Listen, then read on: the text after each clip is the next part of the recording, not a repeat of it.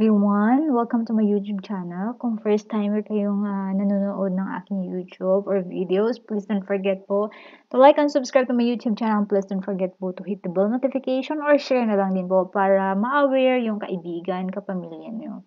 So, ngayong araw na ito, as nakikita nyo po dito sa screen ko ay may Google. So, syempre tuturuan ko po kayo kung paano makapag-appointment or paano makapag-online appointment ng inyong passport at kung saan kayo dapat pumunta at kung ano yung mga kailangan yung ihanda para i-fill up. So, ngayon guys, nakikita nyo, of course, kailangan nating buksan ang ating Google browser. Kasi usually, yung iba kasi is nagpapa-assist sila. Nagpapa-assist sila kasi hindi sila marunong, marunong silang gumamit ng computer pero wala silang computer, meron lang silang cellphone. And to tell you guys, mahirap po gumamit ng cellphone kapag kayo po ay nag-online appointment kasi hindi nyo po nakikita lahat ng information. And it can cause po na hindi kayo nakakatanggap ng reference number for payment or kung nakakatanggap kayo ng reference number for payment, hindi kayo makakatanggap ng online confirmation appointment after payment. Hindi naman po lahat kasi it is technical problem naman po. Hindi ko naman linalahat-lahat. So, yung iba naman na merong laptop ay nagsiself online passport appointment na sila. Dino-do it theirself na para mag-fill up. So, if you need some assistance guys, we have assistance naman din po. Just search our Facebook page, Okukas Travel and Tours. We are legit. Kung gusto niyo mag-legit check, please check our reviews.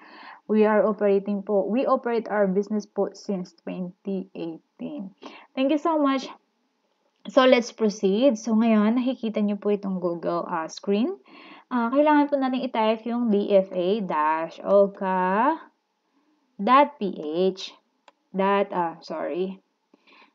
oka.ph. So, nakikita niyo po yan kasi palagi akong nagsisearch. Kaya, ganyan yung lumalabas.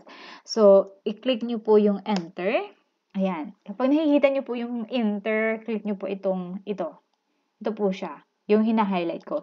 Click niyo po yan and dadalhin po kayo sa official website ni DFA. So, yung official website ni DFA guys ay dfa-oka.ph. Kung marami po kayong mga tanong, andito po lahat. And then, yung mga advisory ni DFA, andito po. And it says Philippine Standard Time. Today is Monday, September 4, 2023. It's in the morning. So, since yung ituturo ko po sa inyo ay kung paano mag-fill up, punta po tayo sa services. And then, click po natin itong services. And then, punta po tayo sa passport. And then, kung gusto nyo ng general information, andyan po siya. I-click nyo lang po at book an appointment, requirements, courtesy lane, diplomatic and official passport, and then fax. Since yung gagawin po natin ngayon is book an appointment, i-click natin yung book an appointment kasi hindi natin itatouch yung iba. Book an appointment. Yan. So, hintayin lang po natin kasi medyo mahina po yung internet natin. Ayan. Nagbe-verify po siya. And then, ganyan po yung lalabas. I-click nyo lang po ito ng okay. Tapos, ganito po yung lalabas. Schedule an appointment, manage existing appointment, consular advisory. So, itong manage existing appointment, kapag meron po kayong existing appointment and kailangan, kung gusto nyo pong i-check kung legit po ba siya, makikita nyo po yun dyan. Pero ngayon, ay ang ating itutukoy ay schedule an appointment. I-click natin yan. But before that, let's see important reminders. It is advisable not to purchase outbound travel tickets until your passports are actually in your possession. So, para ito sa mga traveler. The Department of Foreign Affairs will not be responsible for any rebooking charges, loss of income, and other financial compensation and/or personal losses arising from the applicant's travel arrangement made while the passport has not been released. So, take note na hindi kayo pwedeng bumili ng plane ticket kapag wala pa sa kamay nyo ang inyong passport. So, let's proceed. Side bit lang yan. Let's proceed to click schedule an appointment. So, ayan. Pag nakikita nyo po pag nakiklik nyo po yung schedule an appointment, nakikita nyo po itong appointment, view an appointment. Click nyo po itong hindi niyo na po kailangan i-click actually kasi andito na siya. So, may nakasabi dito na welcome to the DFA online passport appointment. Review all fields in the online form carefully and provide complete and accurate information. So, nagbibigay naman din po sila ng reminders that applicants are advised to use only Google or Yahoo email accounts in securing an appointment to avoid any technical incompatibilities. Email address restrictions and accessibility may vary on your access location, country, and email servers. So, make sure guys, kasi humihingi sila ng email account, make sure na yung email account nyo ay active or yung Yahoo account nyo ay active. Kasi nga, doon nila ipapadala lahat yung information or after nyo mag-payment, doon nila ipapadala yung confirm online appointment at saka yung reference number for payment kapag over-the-counter yung payment ninyo. Now, pag once hindi active yung si Google at saka si Yahoo nyo, ay wala na po kayong chance na makapagbayad. And especially po, pinaka-no po kapag nagbayad kayo electronically upon application tapos mali po yung Google or yung Yahoo account nyo, ay masasayang po yung application nyo unless po kung matatawagan nyo or ma-reach out nyo si DFA officer, yung hotline nila. And then terms and condition is very important po na basahin nyo ito para hindi na ako matagalan, hindi ko na ito babasahin. Kayo na lang po yung magbasa nito, this information. And then, you have to click this one. By proceeding with this application, I understand that I am signifying my unequivocal consent to the disclosure. Basahin nyo lang po yan. That's rules. And, may click start individual appointment kung ikaw lang mag-isa. Click start group appointment kung group applicant naman po kayo. Kung kayo ay more than 2. Like, kasi sometimes si mama, si papa, si dalawang anak ay magsasamang mag-apply. Tapos, kung ikaw lang naman ay start individual appointment. Kung friends naman kayo, like 3, kung gusto nyo magsama-sama, isang schedule, isang oras, ay kailangan yung i-click ang start group appointment. Then, kung na-click nyo yung individual appointment, ay dadalhin po kayo dito. So, dito po ay meron siyang region, country, of course, Philippines, and then site.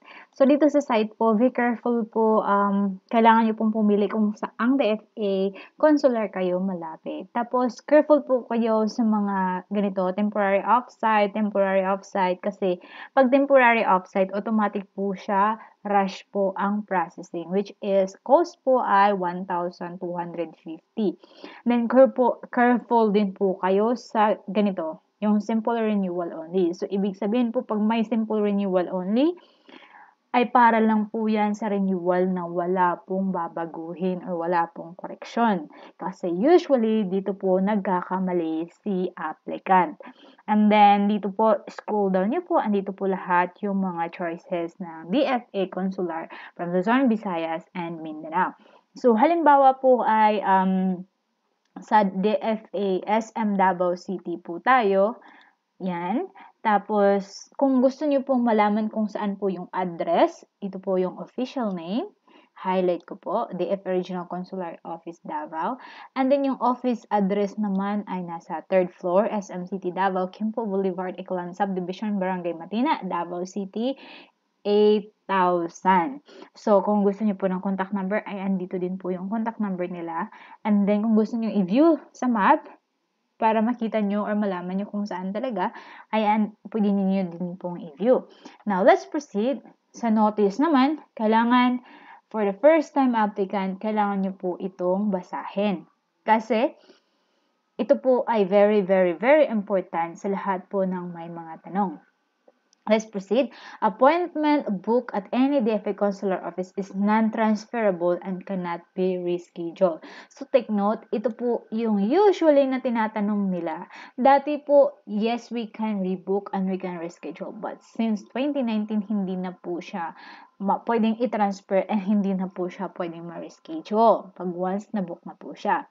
If an applicant wishes to make any changes after obtaining their appointment, the existing appointment must first be canceled. A new appointment can then be booked and paid.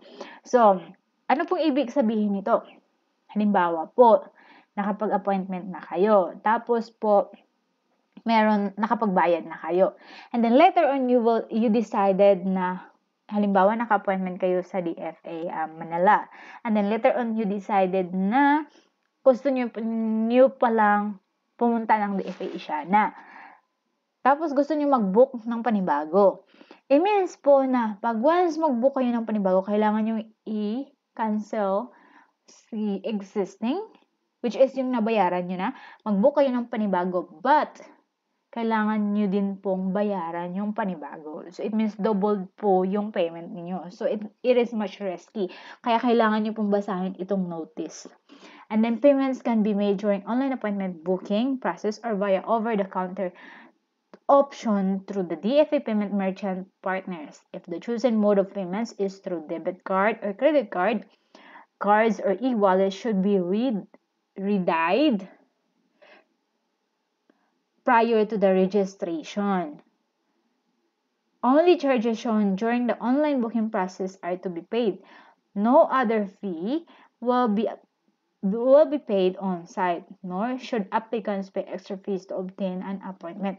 This is only applicable to applications submitted within the Philippines. Because dito po sa ibang bansa ay hindi, during application po ay hindi ka po magbabayad kaagad. Doon ka na po magbabayad sa consular, PCG. Kung dito po sa amin ay PCG Houston. So then, if you have an urgent travel due to emergency and employment reasons, you are advised to choose a pick-up, release, or passport. Otherwise, applicants may avail the online courier delivery service, but this online courier delivery service are not applicable po to all DFA consular. Kasi usually, ito po ay sa mga temporary site lang. Then, processing time for passport release via courier will add 10 to 15 working days. So, if I were you, pick up nyo na lang. This is only applicable to applications submitted within the Philippines. You only have 30 minutes to complete the whole process. Kaya nga po, if we have clients po na napapa-assess, kailangan po namin habulin yung 30 minutes. Kapag po hindi nahabol yung 30 minutes, ay mawawala na po siya. And especially, nag-aagawan po ng slot sa ngayon. And then, after nyo po yan mabasa, click this one, I confirm, and then click next po. Ayan, wait lang po natin. Ayan, click next. And then, dito, may nakalagay po na earliest available appointment. So, let's click the earliest.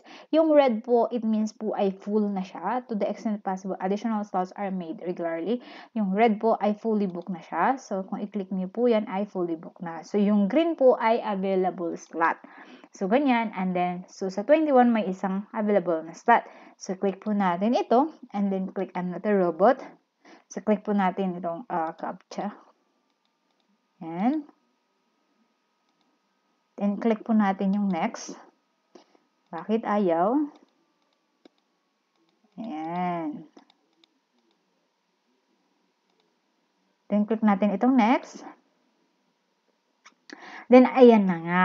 So, nakikita nyo po dyan, meron pong time. So, yung date site po is, always remember, filled asterisks are required. So, this one, all are required. And then, meron pong site na nakalagay dyan to double check. The DFA is MCT Davao, and then the date of your appointment, September 21, the time is at 15 to 16. And then, it is a military time. Kung sa, ano naman is 3 p.m. to 4 p.m. And then, note, the system asks for additional info when applicant is minor, yes. And then, warning, kailangan nyo pong basahin itong warning. Napaka-importante po, especially for the first-time applicant. Ensure that all details in the name, first name, middle name, and last name, and date of birth fields are correct. Example, your name is on the first name field, has extra or missing letter, period, or space, etc. We cannot edit those fields on site and you will need to set a new appointment. So, meron po talaga mga cases na ganyan. But sometimes, meron naman din po DFA officer na they are very considerate. So, binibigyan po kayo ng chances na i-edit po nila. But sometimes din po, meron talagang very, very strict. They will not allow it. So, make sure po na lahat ng iyong in-encode na information ay tama para hindi kayo mahirapan at hindi kayo matagalan doon sa loob. Pag once nabasa nyo na ito, i-click nyo itong I agree. And then, kailangan yung i-fill up ito lahat. So, phone number, yan, yung mga information na very, very important.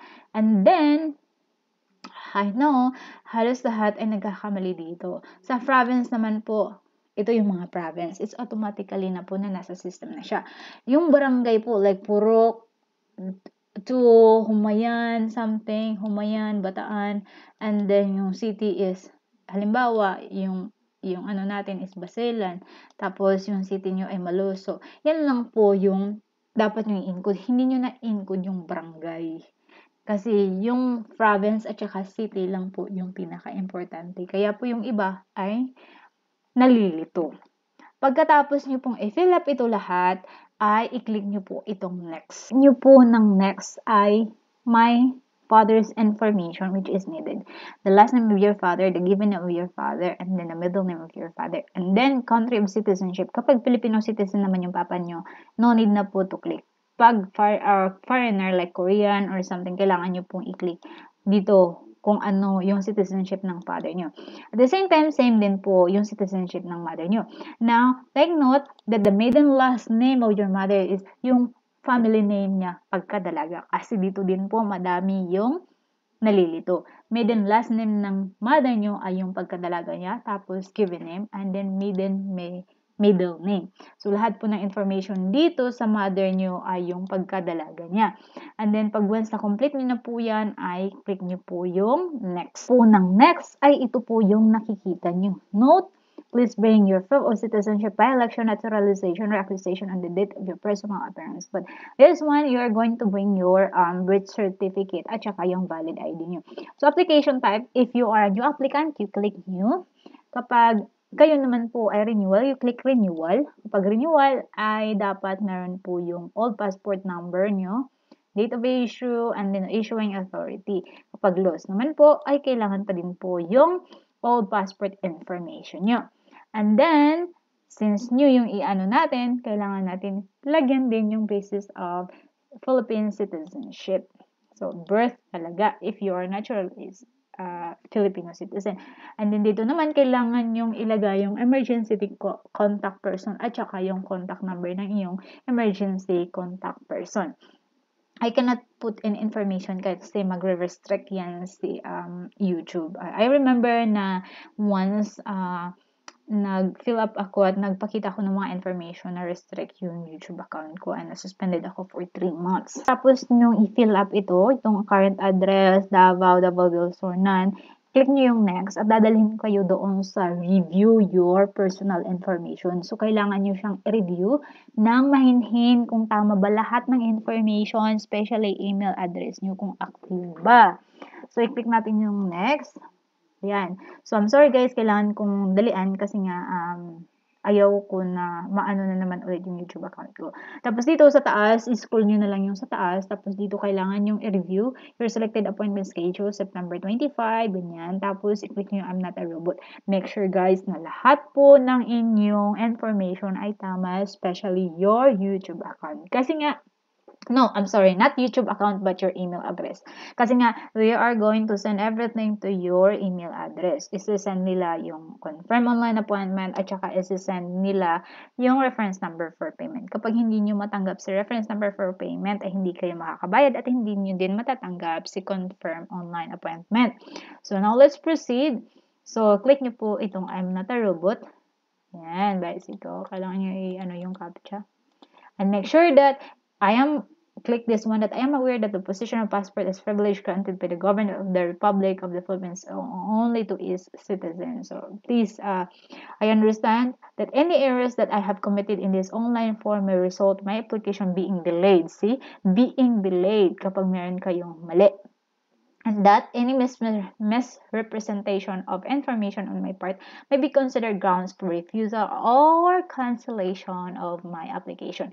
I consent to the use of my personal information provided herein for the government to conduct the necessary request check and verification of facts in connection with my passport application. I hereby confirm that all information I have provided herein are true and correct to the best of my knowledge. So, click natin ito. And then, once na-click nyo na itong confirm, automatically, dadalhin kayo dito. Ayan, dito kayo dadalhin. Pag once na-confirm nyo na ay hindi nyo na po pwedeng i-edit. Kapag i-cancel nyo, ay ibig sabihin mag-e-exist na po yung account nyo na hindi kayo makakatanggap ng reference number for payment. Kaya be very careful po. Pag once naman gusto nyo, please choose a processing type. Pag once gusto nyo yung regular processing, it is 12 working days for all consular offices. It means that after your appearance, it is 12 business days bago nyo matanggap si passport. And then, pag gusto nyo naman po ng special processing, it's 1,200. Of course, meron pa itong 50 pesos na anong tawag nito? Convenience fee. So, kaya nga yung total is 1,250. But si special processing ay sa TAPS processing or expedite processing applicable to DFE Siana and consular offices only. Consular offices only. So, whichever one you choose, kung ano yung gusto nyo is your choice na po. So, halimbawa, i-click natin ito. And then, please choose a payment method. So, a payment, pay via Maya or GCash, debit or credit card, pay via debit card or credit card. And then, over-the-counter payment to be made at authorized payment centers, pay via Bayad Center accredited merchant. Now, let me explain this one kasi dito madaming nagkakamali. So, kung i-click natin ito sa e-payment, ibig sabihin na babayaran nyo siya upon application. So, dito mismo sa website sa nakikita nyo, ay babayaran nyo siya upon application. So, pag once i-click nyo ito sa e-payment, and then i-click natin yung pay now, ay dadalhin kayo sa, anong tawag nito, website ni GCash or ni PayMaya. Pag once i-click nyo din po itong debit card or credit card. And then, kapag i-pay nyo naman over the counter, don't worry, I will explain individual later yung kung ano yung kaibahan nila at ipapakita ko for my next video. And then, kung i-click nyo naman itong over-the-counter payment to be made at authorized payment center, ito ay mag-generate ng reference number for payment and pwede nyo siyang bayaran through GCash, through PayMaya, through Bayad Center, LBC, or through SM. Pwede ba ito sa SM? I think so. Or Robinson, pwede nyo siyang bayaran. Di po ibig sabihin na over-the-counter ay doon na kayo magbabayad sa DFE sa araw niyo appointment. No po. Kasi si DFE hindi na tumatanggap ng pera. Kaya po, dinadaan nila sa payment center, authorized payment center ni DFA, sa partner nila, affiliated nila. So now, halimbawa, kung i-click natin si over-the-counter, usually, it is very safe po sa inyong lahat na magbayad kayo over-the-counter. You know why? Kasi baka pag-review nyo ay hindi tama si email address at hindi nyo pa siya nabayaran. Kasi nga ito sa e-payment ay automatically babayaran siya on-site. Dito, after this one, pag mag-next kayo, babayaran nyo siya. And then, yung ipapadala ni DFA ay confirmation, automatic confirmation. Tapos, kung si debit card, same pa din si debit card at saka si e-payment, automatic confirmation. So, ibig sabihin ay hindi na kayo pwedeng mag-reappointment. Pwede naman kayo mag-reappointment but it's another payment. So, another cost na naman sa part ninyo. So, now, let's try over the counter. So, let's click pay now. So, this one. Click nyo itong proceed now. Proceed to payment. So, nakikita nyo po yan. Akala nyo po tapos na kayo. So, may note na 50 convenience fee will be added. Please settle over-the-counter payments within 24 hours. Your bank may not be available on weekends and holidays. So, pay in cash Bayad Center. So, dito, may general guidelines. So, kailangan nyo po itong basahin. See? Pay in cash. Yan. Meron dito. See, Robinson Malls and Supermarkets, LBC, EBS, Perahab, USEC, through Money, Valerica, etc. or through 7-Eleven and ECP outlets. You may also pay via Bayad app, available both iOS and Android. Confirmation payments are processed once paid. Then we will send confirmation email to you once processed. Pay the exact amount. Any excess payment will be forfeited. So, pag once 1,000 guys, yung total amount, kailangan nyo pong bayaran yung total amount na 1,000 talaga. And then, pay the exact amount. And then, amount is inclusive of convenience fee. If you're paying for multiple reference number, pay separately for each reference number, once transaction per reference number. So, dito po ay applicable po ito for group applicant only. And then, make sure to get a reference number first before paying. So, kunin nyo po yung reference numbers nasa email nyo before paying. A reference number can only be used once if you made a short payment by mistake, do not try to correct it by another BLS payment. So, halimbawa, in-code nyo ay 950, tapos na-pay nyo na, of course, it will automatically go through. Hindi nyo na kailangan magdagdag ng 50 pesos because it will automatically forfeit it. So, kaya kailangan nyo i-encode ay 1,000 kung ano yung nakikita nyo ito. Now, make sure guys, kapag nakikita nyo ito, yung nasa screen, kailangan nyo i-click yung proceed and confirm.